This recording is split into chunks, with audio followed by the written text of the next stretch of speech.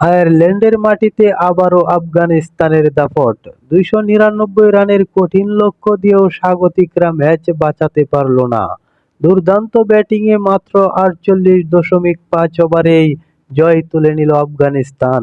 কিভাবে হলো এই রোমাঞ্চকর ম্যাচের সমাপ্তি?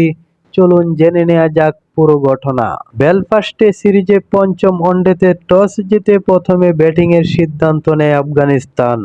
ব্যাটিংয়ে নেমে শুরুটা খুব একটা ভালো করতে পারেনি আয়ারল্যান্ড। তবে মিডল অর্ডারের ব্যাটারদের দৃঢ়তায় বড় সংগ্রহ দাঁড় করায় স্বাগতিকরা। নির্ধারিত ৫০ ওভারে ৭ উইকেট হারিয়ে আয়ারল্যান্ড সংগ্রহ করে ২৯৮ রান। আফগান বোলারদের মধ্যে আজমতুল্লাহ উমরজাই ও এ এম গাজানফারের বোলিং ছিল গুরুত্বপূর্ণ। জবাবে ২৯৯ রানের লক্ষ্য তাড়া করতে নেমে আফগানিস্তান শুরুতেই কিছুটা চাপের মুখে পড়ে, কিন্তু এরপর হাল ধরেন রহমত শাহ। দুর্দান্ত ব্যাটিংয়ে তিনি তুলে নেন অসাধারণ সেঞ্চুরি এবং শেষ পর্যন্ত ১৩৩ বলে ১৪৩ রানে অপরাজিত থাকেন।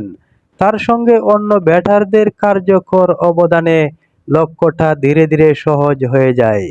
শেষ পর্যন্ত ৪৮.৫ ওভারে ৪ উইকেট হারিয়ে ৩০২ রান করে ৬ উইকেটের জয় নিশ্চিত করে আফগানিস্তান।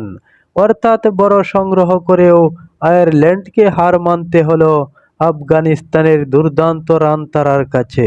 একদিকে আয়ারল্যান্ডের ২৯৮ রান, অন্যদিকে রহমত শাহর দুর্দান্ত ১৪৩।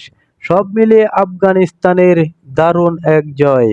এই ম্যাচের সবচেয়ে বড় নায়ক যে রহমতুল্লাহ শাহ, তা বলার অপেক্ষা রাখে না।